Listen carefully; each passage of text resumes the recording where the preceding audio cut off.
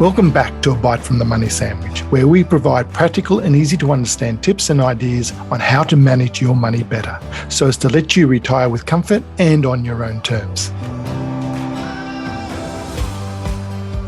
Do you want to know how to equip your young adult children with the financial skills they need for a secure future?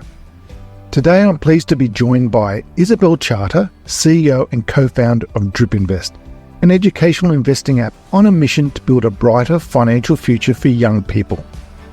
Isabelle explains the critical importance of financial education for teenagers and young adults, as well as shares her own journey and motivation behind Drip Invest. We also explore the need for structured financial education, the benefits of starting early, and the importance of bridging the financial literacy gap. Well, welcome Isabelle to the show, and Isabelle to the show, I should say, and down and from very nice and warm Paris, I believe. Yes, thank you so much for having me here. It's lovely to be talking to you straight from Paris, watching the Olympics. Yes, and you've definitely got a personal interest with your husband, the goalkeeper for the Kookaburras. Yeah, exactly. Let's all cheer for Andrew Charter and the entire Australian team. Hopefully they'll do quite well. Yes, fingers crossed, and yes, it'd be great for them to bring back a medal and gold, hopefully. But we're here to talk about for your situation, and I love what you're trying to do here. You're building this thing, this tool, so that parents can be better educated about financial products, and more importantly, be able to help their children. There was a statistic I remember reading only last year that 70 or 80% of parents would love to be able to educate their children better about financial matters, but just don't know how to. And I can see you're trying to bridge that gap. Can you give me a bit more about your own background and why and what inspired you to get into and co-found Drip Invest? Yes, 100%. But just before, while you're talking about stats, we actually have 45% of Australian adults, that's 8.5 million people, who don't understand, basic financial concepts like interest rates, inflation, diversification. And in the context where we have, increased cost of living, increased cost of housing, ABS predicts that over 400,000 teenagers of today will still be living with their parents in their 30s and their 40s. Is incredibly important for us to start having this conversation and teaching kids more about potential sources of income that are not only, the money that they're making with their work. So definitely we're living in a context where this is super, super important. And for me personally, so I grew up in Brazil, where I would say that the financial situation is even harsher. So I grew up with parents that really taught me the importance of being safe and concerned about work. They taught me how to save very diligently and be responsible with my money.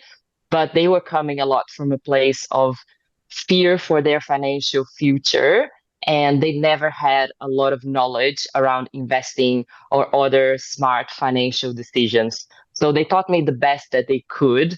But with time, this gap in my financial education just started to become more evident when I realized that I was missing out on opportunities to accumulate wealth and even for my own financial security if I was making better decisions in terms of investing.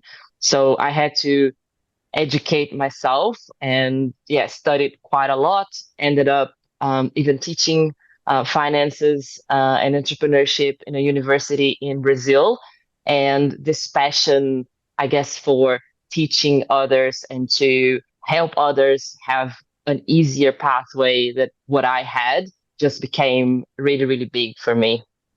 Excellent. And it is something, it's one of those things I was even talking to you bit before that, we should be teaching these sort of things in school. There should be so much more education about budgeting, saving, just the basics, because so many people get their first job, start getting an income, but unfortunately usually get into debt very, very quickly, and they just don't know the basics, and it's a real shame. And so I'm just really appreciative that people like yourself are making an effort to help educate people. So how did you come to Australia? Um, well, I actually came to Australia in the search for work-life balance. Right. Okay. Um, yeah, as I mentioned, the financial situation in Brazil can be quite hard. So we tend to work a lot. There's a culture of working very, very long hours. And I founded a nonprofit in Brazil. So we use technology as a way to empower and give better lives to um, communities. And at the time, I was, teaching. I was starting my own startup, and I was living with my grandma. So thank you very much, Grandma, for allowing me to live for a couple of years with her without paying rent, because otherwise I don't know how I would have made it. So I had some quite stressful years, and I guess just working a lot, and the financial security was a big part of it. And Australia just seemed like a place where I could potentially build a better life. And I have a sister that lives in Melbourne. So I came to live with her for 6 months, and I just absolutely fell in love with Australia, got a job offer in Perth. I'm actually an engineer. So I worked as a consultant for BHP for a while, where I met my now husband. Other than playing hockey, he's also an engineer, and he also works for BHP. We met there, and that was 7 years, a house and two cats ago. And now I'm officially Aussie. Oi, Yeah. oi, oi. Exactly. And thank you for, you said at the very start of the show that some of the statistics are showing that how many people in their 20s and 30s will still need to live at home because they will not be able to afford property. And one of the things I do, and thank you for your grandmother for allowing, and your sister for allowing you to stay, because it really is something that I know a lot of parents, a lot of people my age are coming to grips with that people, they're not going to be empty nesters, that they are going to have children live with them longer, and which it can be a great thing to be able to spend more time with your children, but not when it comes at a financial cost. And I just think so much of this education that could give the kids the basics, saving, on budgeting, on debt. And one of the things I also like to talk about is that even when it comes to property and things like that, what worked in the 20th century may not also work now. And so, things do change, and it's all right to be able to play the game as long as you know the rules to play by, and you just need to be kept up to date with all the latest changes. And that's the same thing when it comes to financial literacy. Yeah. So just on that, and I know a big part of your audience is probably living this. Like 20 years ago, most people were able to, give the deposit of the first house without needing any help. And today, the stats show that about 60% of young people are asking for help from the bank of mom and dad to Yeah. give their first deposit. So it's definitely a generational change in terms of what we do with our money and how we invest. And I think the importance I know that Aussies love property. That was definitely one of the things that I've noticed as soon as I arrived. I know culturally having your first home is something super, super important. And people talk a lot about mortgage. Like investing in property is a conversation that people have in Australia, and it's very common. So I guess this also helps because exposure means that people are not so scared of getting into that when it comes to a mortgage. Um, but it's getting harder and harder. So we need to start having the conversation of what are more affordable ways for you to start investing, even if it is as a bridge to get to your main goal of owning a house. We need to start educating people on how do you start smaller, how do you start earlier with what you have, because that's only going to help you in the long term. Yeah, and very well said. I think a lot of it with the financial literacy, and I know that from your own parents, you were saying that they tried and helped, but there was only a certain amount that they knew. And going in and getting into investing, understanding shares, as you said, Australians love property, so it's something that's pretty easy, and you can see the bricks and mortar of a home, so it's very easy to understand. But they don't really understand there are other options, and I'm not one for one or the other, but I just like a mixture of both.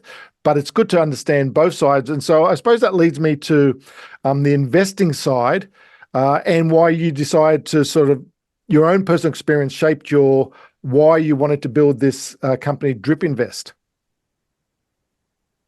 Yes. So DRIP is all about giving under 18s the opportunity to have exposure and to build the confidence, the habits, and the knowledge for their financial future.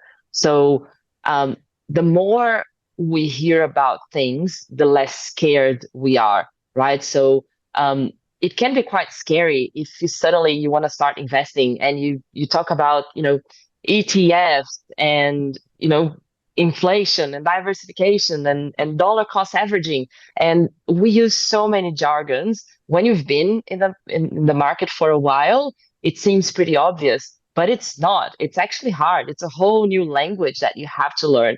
And if you haven't had this exposure to the language, it can be daunting. It can be scary. And then we have a very common paralysis by analysis, because you want to do the right thing. If you're like me, you want to do the perfect thing, and the fear of not doing the right things makes you do nothing, and that might actually be the worst thing to do in times of inflation.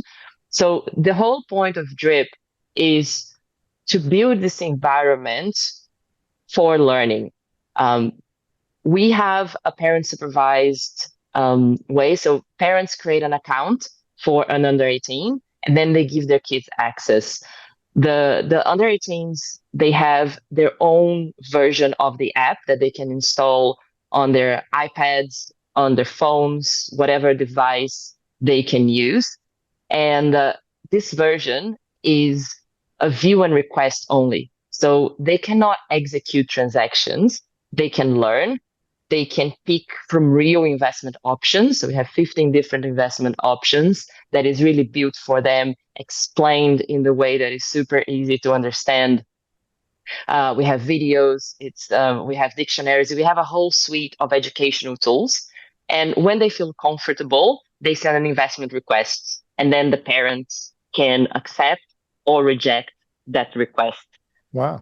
Parents can deposit from only $5, and there's not really a minimum amount that the kids can request. So, for example, we have a dad that gives his kid $5 every week, and his kid actually picks 5 investment options, and he puts $1 in each of those. And he's been doing that for the last 3 months and learning a lot from seeing what's been happening. So it's a great learning tool above anything else. And it's one of those things when it's your own money, there you have an emotional investment into it. And, when you see your money goes down, you're going to ask questions. And that's what's great if you actually have for the parents those educational tools so that they can help explain this. It's a long-term investment. It's, it's not short-term. If it's short-term, it's more like gambling and all these sort of things that you can help them with. I think the other stat you said right at the beginning there about, unfortunately, how many people, the financial literacy problem that we have. And, again, if your parents, you actually had parents who at least tried to teach you. My parents never had that education, and they were clever people, but they didn't have a financial education, and very few people do. So it's something that we really do need to bridge this gap, because I think really ever since, especially COVID, we saw during COVID how many people had to draw down their $10,000 out of superannuation. I think it was like 3.5 million Australians. So, people were really struggling when they were maybe off work for 3 or 4 months. So, even as I know some of the information you provide is, building an emergency fund and look, all those things, and why you'd need, for a rainy day, have something there in the background. So, so Yes. where do you see And you want to go with this? um, I think you touched on 2 points that for us are super important. The emotions and the ownership, right? So when when we allow a 15-year-old to start making those decisions, they feel like they are in control of their money and they are responsible for the outcome, right? So um, our teens today, they are heavily exposed to social media and to influencers and to promises that may not be, you know, 100% the reality. You can easily make money on crypto and etc.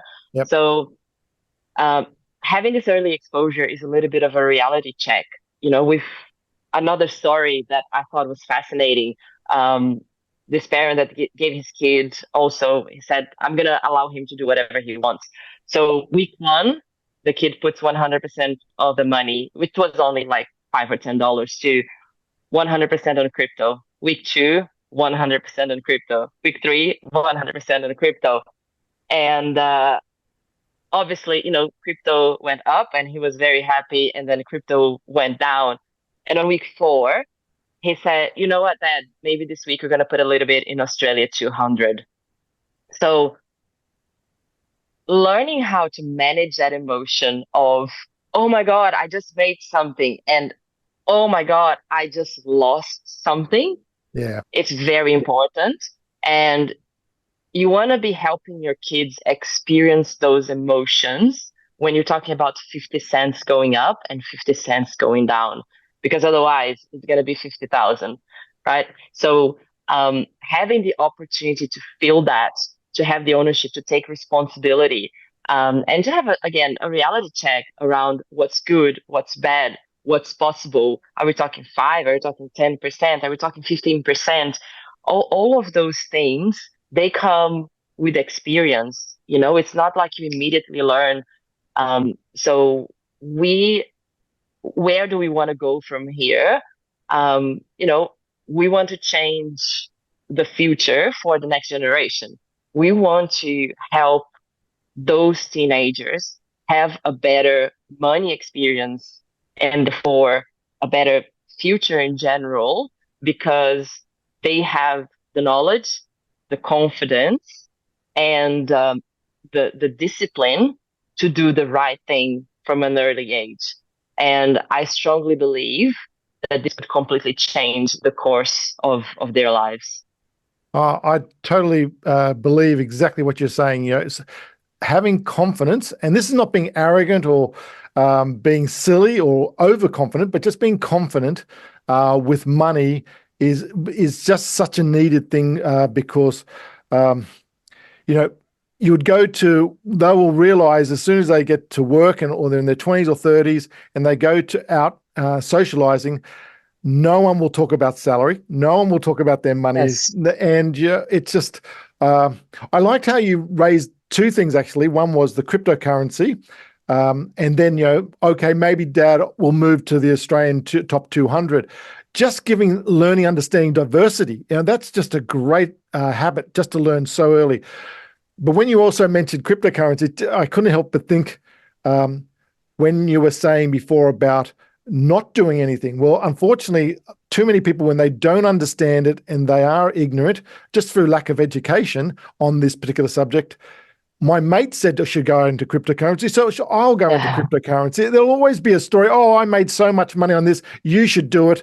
And unless you actually have some structure or a basis to research something, you'll say, well, okay, such and such says it's a good idea, I'll put my money into that. And it's just so many sad stories you hear about Yeah. investment go wrong. Yes, 100%. And this is why we created simplified version of the market. So one of the big things about starting to invest is it can be quite overwhelming. If you just go into any, share trading platform and you have over 2,000 options, Yep. and Yep. just in Australia, even if you consider the world, it's like 50,000. It's incredibly overwhelming. And you either go to what your mate told you or you do nothing. Those are the most common responses. So we have 15 different options. They are all based on like fractionalizing ETFs. And so exchange traded funds, which means that all of our options are buckets of investments. So we have regions you can invest in: top 200 of Australia, top 500 of US, emerging markets, Asia. We have a little bit of a sector buckets. So you can invest in big tech, you can invest in sustainability, you can also do crypto, you can do commodities, and we have a risk profile, so conservative, balanced growth, and high growth. So it's a little bit of a mixed bag. So you can have the exposure and you can invest in all of them if you want. You can give your kids the opportunity to invest $1, $2, $5 in each of them, and then really feel, how is sustainability going this week? How is my cybersecurity going this week? But also, we understand that parents have very different views on how they want to educate their kids. And we're not here to tell anyone how to do it.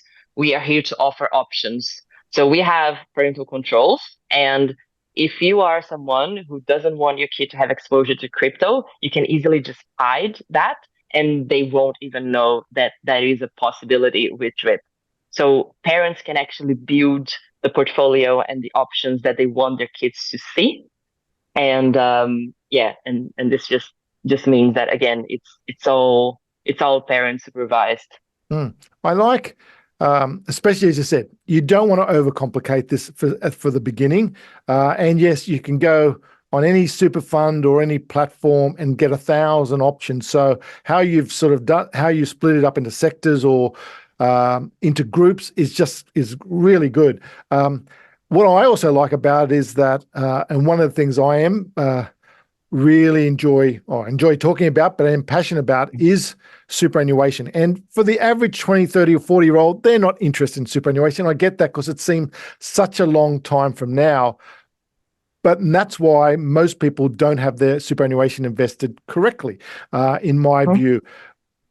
But this exactly what you're teaching the children through their parents and directly will help them make those decisions when they do have superannuation, make it so much easier for them.